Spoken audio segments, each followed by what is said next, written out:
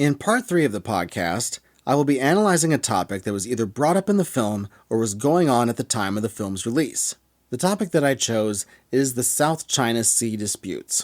In 1969, the year that this movie was made, a United Nations survey team did a study in the South China Sea which determined that there were very significant oil and gas reserves on the ocean floor. And that is what really kicked everything into high gear with the South China Sea conflict. So definitely this issue was going on at the time the film was released, and it's still going on now and only getting more intense. It's really messed up in there because it's so all over the place. Vietnam, Malaysia, Philippines, Brunei, Taiwan, and China all have possession of various places. China is labeled as PLA, or People's Liberation Army. The claims are even more messed up because multiple nations claim some of these geographic features, and nearly all of them here have at least 2 claimants because China claims all of them. Latitude Zero addresses the Cold War in a few scenes. It's part of the comparison between the real world outside Latitude Zero and the utopia that is Latitude Zero. The world was staring nuclear annihilation in the face in 1969. The peace movement was in full swing, so this is a stark contrast. Fast forward to today, and we are in many ways in just as precarious of a world. Instead of the Soviet Union, it's Russia and China. With the current trade war exacerbating the already tense circumstances with China, I would call the standoff with China a Cold War, though that term really isn't used to describe it a lot. I think it's an apt term, though, because all of these bases that have been built in the South China Sea, the unprecedented claims by China on the entire South China Sea, and how they use their gigantic buildup and modernization of their military to intimidate their neighbors. Some people think a lot has changed in the world compared to when this movie was made. Sure it has, but the overall great power dynamic it hasn't changed. The framework hasn't changed. It's still the rules-based international order versus authoritarianism, and containing authoritarianism is still a big strategy. There are still hot spots all around the world, and those places may have changed location, but some haven't. Great power competition has been the normal behavior around the world since at least the mid-19th century. So this world that Captain Mackenzie decries hasn't changed very much. The reasons he would dislike the outside world haven't changed at all. There are more weapons around the world now than there have ever been, North Korea is worse than ever, and East Asia is an extremely dangerous and tense part of the world. As I said, in 1969 when this movie was released, a United Nations group of researchers discovered oil on the seafloor of the South China Sea. The 1970s and the Vietnam War ending is what made this even worse, because China started taking over parts of the South China Sea when the Vietnam War was about to end. At the time this movie was released, the Vietnam War was still in full swing. Resources play a big role in China's claim on the entire South China Sea as exclusively theirs. This is what set things off, and that led to where we are now. Military power projection and resource exploration are the 2 biggest reasons why China has done what it's done. This is bread and butter high politics, national and international security. China has built military bases on Fiery Cross Reef, Mischief Reef, and Subi Reef in the Spratly Islands group, and on Woody Island in the Paracel Islands group, which is further north in the South China Sea. These bases were built in the early to mid-2010s. So what's on these bases? Long runways for fighter and bomber aircraft that are stationed there. These bombers and fighters can reach very far because they are new and sophisticated aircraft. The range included here is anywhere in the Philippines, all of Southeast Asia, and much of Indonesia. There are surface-to-air missiles on these bases that can reach about 75 to 100 miles out in order to attack aircraft. There are anti-ship cruise missiles on these bases. They can use these against any ships that they want to attack. Their range includes most of the South China Sea. There are also radar stations on each of these bases, and barracks for troops, also helipads, and cement plants. So the Chinese are not playing around. They have built these bases on 3 reefs in the South China Sea. This has done very severe environmental damage to the reefs. It's caused a lot of pollution too. These are land reclamation activities. total of 3,200 acres. 2 of the 3 reefs that they have were actually underwater before the land reclamation began. They're essentially creating fake islands by building all of this stuff, and then they're claiming that the whole South China Sea, the entire body of water, is exclusively theirs. Their exclusive economic zone, their sovereign territory, their territorial waters. It's an absolutely huge area we're talking about. These land reclamation projects and bases have also been referred to as unsinkable aircraft carriers. Now I'll talk about where this claim comes from and what the 9-dash line is, because this is what the Chinese military, the People's Liberation Army, or the PLA, uses to substantiate their claim. There's actually no historical rights to have this principle in the first place, but that hasn't stopped them. The Republic of China in 1947 published the first version of this concept. The 9 dashes stretch from just south of Taiwan, around the west coast of the Philippines, around the north and west sides of the island of Borneo, and curving around the east coast of Vietnam. It's a U-shaped line. When the People's Republic of China won the Chinese Civil War, they adopted and continued this claim. It's a vague claim, and a vague location because it's not exact. China has never told anyone what the connected dashes would look like, and they wouldn't necessarily be the shortest distance between them. In 2013, China added a 10th dash, which isn't even in the South China Sea, it's east of Taiwan. This line is more about China claiming Taiwan as its own national territory. It might be connected to the dispute over the Senkaku Islands, which are very close to this new line. It also encroaches more into the territorial waters of the Philippines. The 9-dash or 10-dash line encroaches into the territorial waters of all the other countries near the South China Sea, and those nations have all protested China's claim. Those countries are the Philippines, Vietnam, Malaysia, Brunei, and Indonesia. Indonesia doesn't have any claim on the South China Sea, but they also protested China's claim because it's in their national interest. Speaking of national interest, the United States has considerable national interest in this part of the world, as does Japan and many other countries. This is because $3.37 trillion worth of global trade travels through the South China Sea. This is a huge figure. It amounts to 1/3 of all global maritime trade. China has a huge stake in this too. 80% of China's imports of energy come through the South China Sea, and almost 40% of the total of China's trade goes through the South China Sea. Control of shipping lanes is what's at stake, along with control of the oil and gas resources in the South China Sea. Another term that goes along with the 9-dash line is a term originally used by the famous commander of the Pacific Fleet, Admiral Harry Harris, and that is the Great Wall of Sand. He coined this term in 2015. He was describing the Chinese land reclamation projects in the Spratly Islands and the South China Sea. The idea here is that China has built all of these bases and all of this military power as a way to create a new Chinese border, effectively extending their border and the attack range of their military. The control of shipping lanes is ominous here, because if China controls these shipping lanes and gets to decide who comes through and who doesn't, it would be a huge escalation of disputes and tension in the region.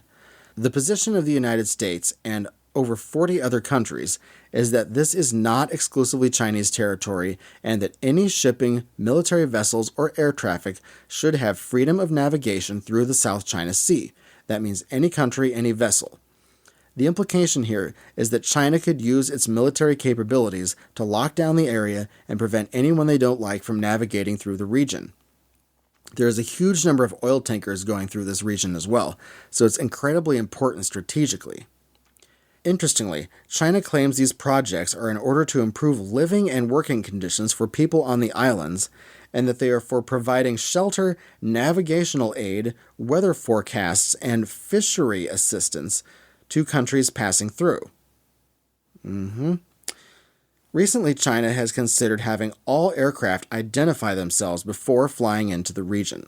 The United States, Japan, France, and the United Kingdom, since 2015, have conducted freedom of navigation exercises with ships and military aircraft in the South China Sea. Australia has flown aircraft over the South China Sea as well. This is because China keeps insisting the entire sea is theirs exclusively, and international law, including the UN Convention on the Law on the Sea and an international tribunal, have said China's actions aren't legal. So these exercises by the U.S. and other nations are a challenge to China's belligerence, aggression, and bullying in the region. It is a way of saying, no, it's not your decision who gets to be in this area or not. China has stated that eventually they will start firing on and shooting down planes that they don't want around. While this could be a bunch of bluster, it is a very serious thing nonetheless. These actions China has taken are illegal, and international law clearly states exactly that. International law sides with freedom of navigation, and that's why the United States, Japan, and other countries that conduct these freedom of navigation exercises say international law is on their side. China has a long track record of ignoring international law, violating trade regulations, and attempting to undermine international institutions of all kinds. So whether it's a U.S. aircraft carrier, a Japanese helicopter carrier, a U.S. spy plane, a U.S. bomber aircraft, a Philippines fishing vessel, an Australian fighter, or a trade vessel from any country, they all have the right to unfettered travel through the region in the South China Sea. Here are some scenarios that could lead to World War III in the South China Sea. First, a military vessel of any country other than China or Russia could get damaged in an attack by Chinese forces trying to drive them away. This could then escalate very quickly into a firefight, followed by casualties and more damage. Second, fighter jets or planes could get into a skirmish while Chinese forces are trying to deter them. There could also be a collision between a Chinese and, say, an American fighter jet, which would then turn into a huge incident. Third, there could be submarines involved, where something like a collision or an attack could occur. These scenarios sound very much like the scenarios depicted in the Toho tokusatsu movie The Last War. Check out that episode to learn more about that film. But this isn't the only place in the world that this could happen. It could happen in places like the Black Sea near Crimea, the Baltic Sea, Norway's border with Russia, the East China Sea near the Senkaku Islands, in Syria, or Iran, or even in Venezuela. After thinking so much of this through, it might make you think that Captain Mackenzie had the right idea, separating himself from the outside world and building his own society underwater. Lastly, I want to address the court case in the Permanent Court of Arbitration that decided that the 9-dash line is illegal. The case is called Philippines v. China and is also called the South China Sea Arbitration. The court decided that China has no historical rights or legal basis for the 9-dash line. They decided that the United Nations Convention on the Law of the Sea doesn't provide for a group of islands such as the Spratlys to generate maritime zones collectively as a unit. Additionally, they decided China had breached its obligations under the Convention on the International Regulations Preventing Collisions at Sea and Article 14 of the UN Convention on the Law of the Sea concerning maritime safety. They also decided that China violated its obligations to refrain from aggravating or extending the parties' disputes during the pending settlement process. In other words, while the court was deciding the legality of what China was doing, China ignored it and continued making it worse, which that was them continuing to build these bases. The court decided in the Philippines' favor for all 7 of the 15 submissions that the court ruled on within their jurisdiction. When this court case began, China said they weren't going to participate. China didn't appoint any agents or representatives to act on their behalf during the case. This is another instance of China attempting to undermine international norms and institutions. But the thing is, China ratified the UN Convention on the Law of the Sea in 1996, so they're bound to respect the decisions of the tribunal. The Convention on the Law of the Sea is effectively a worldwide constitution for the oceans. The Philippines asked the court to make determinations for the case on the convention and not on historic rights. This is to be expected because both the Philippines and China ratified the convention. The thing to remember here is that the claims China is making here aren't based legally on the convention at all, and these claims are excessive.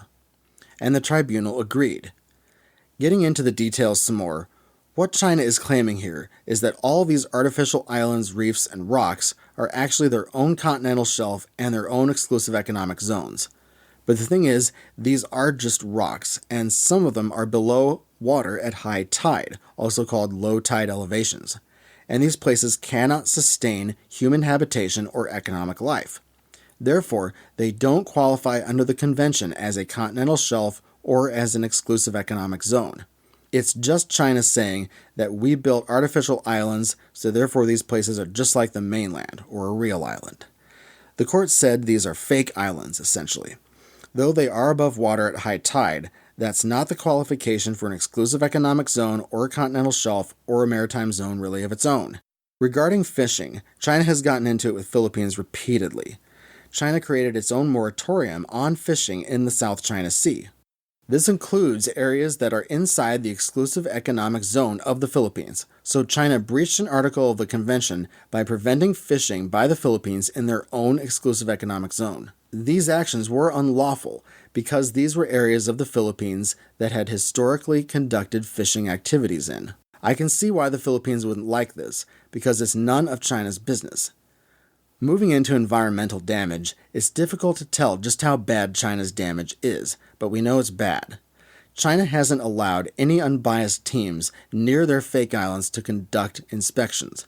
However, the court was able to decide that China has done significant damage to the environment with their developments on these 7 different reefs in the Spratly Islands. Chinese fishermen have been allowed to harvest endangered species at various locations in the South China Sea, which is illegal according to the convention. The island-building activities have damaged coral and killed fish and polluted the water and damaged or destroyed animal habitats and migration paths. China has also created significant risks of collision and other danger to Philippine vessels and personnel due to China's aggressive actions against fishermen. The court decided in the Philippines' favor for every issue they took up. Though it wasn't in the court case, China has used threats of military action to prevent Vietnamese oil extraction in the South China Sea. This falls under resource hoarding and efforts to prevent anyone else getting oil and gas extraction abilities. China has rejected the findings of the tribunal. At every point during arbitration, China had the opportunity to join the proceedings and send representatives to the court to make their case. China says they can legally disregard the tribunal's decision, but again, they have no legal basis for that. China has stated that they prefer bilateral negotiations to resolve disputes instead of the tribunal route, but at no point has China actually solved much with this route either. We'll solve it bilaterally with each individual country is more like we'll do whatever we want and ignore the protests of all these other countries. And that's the common thread here. China acts aggressively in the region and does whatever they want. Their threats are getting increasingly alarming. If they attack planes or any military vessels traveling through the South China Sea, they risk a huge incident. But these freedom of navigation exercises and flyovers are not meant to provoke anything. No one's firing any weapons, no one's dropping any bombs. They're fully within their right to travel through international waters completely legally and in accordance with the UN Convention on the Law of the Sea and the decision of the tribunal, which was released in 2016. Japan, for its part, has given strategic aid to the Philippines and Vietnam and firmly support the rule of law as well. They've participated in some of the freedom of navigation exercises alongside the US, as has France and the UK. This is what's called innocent passage. There is no threat of the use of force, no military exercises, no practices with weapons, no surveillance operations, no propagandizing, no launching or landing of any aircraft on aircraft carriers, no loading or unloading of illegal commodities or currencies or people, no polluting, no fishing, no research survey activities, and no interfering with communications. So it's literally United States ships and whatever other country's ships, like a Japanese helicopter carrier for instance, traveling through the South China Sea and leaving. So innocent passage involves no provocation, and the definition of innocent passage is defined in the UN Convention on the Law of the Sea. These passages are unannounced and at random times, and they have the legal right to do that too. Since the territorial claim by China is illegal, there is no legal requirement to give advance notice or to ask for approval.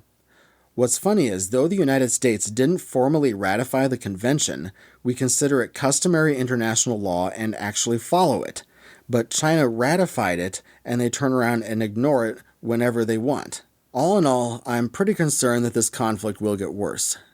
There are no longer joint military exercises between the US and China. There is very little communication between the PLA and the US military. and it seems a small incident could ignite something big if both sides aren't careful. I don't believe this issue or the Senkaku Islands issue get enough press attention or public attention in the United States. I'm doing my part to increase awareness of this issue, because it's one of the most dangerous places on Earth. At Kaijuvision, I stand with the United States and its allies and with the enforcement of the decision reached by the tribunal, which is in accordance with international law. I absolutely hope that the tension can be reduced in the region through dialogue between China and other littoral nations in the South China Sea and with the international community. Lawful freedom of navigation should be respected and uninhibited, and there should be no acts of military intimidation or threats of military action. I hope this research gives you some valuable information. You've probably seen posts on Kaijuvision's social media about these efforts to go through the South China Sea with military vessels and all of these other exercises. It is because this issue, especially since the building of these bases in the South China Sea, has gotten much more tense. Lastly, I'll give you some economic figures of note. GDP for Japan in the year 1969 was 12.7%. It is one of the highest GDP figures in the entire history of Japan. This episode is dedicated to Joseph Cotton, Cesar Romero, Patricia Medina, and Richard Jackal. Thank you to the American actors in this film for giving us your performances in this incredible and fun and unique movie. All of the actors in this movie made Toho history, and I'm very proud of all of them.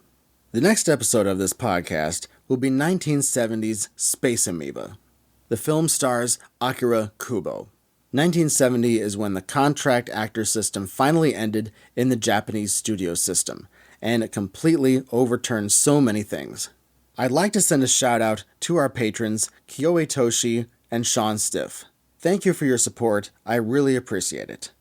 Donating is worth it, you get the inside track to what's going on in the show, and you get to message me personally. If you'd like to send some feedback, I'd love to hear from you. The email address is feedback@kaijuvision.com. You can also follow the podcast on Twitter, Facebook, and Instagram. Kaijuvision Radio is available on Google Podcasts, iTunes, Spotify, Stitcher, Blueberry, TuneIn, Podcast Addict, YouTube with scenic videos, and on kaijuvision.com. If you like the podcast, please check out Patreon. I'm Brian Scherschel, and this is KVR Kaijuvision Radio. See you next time.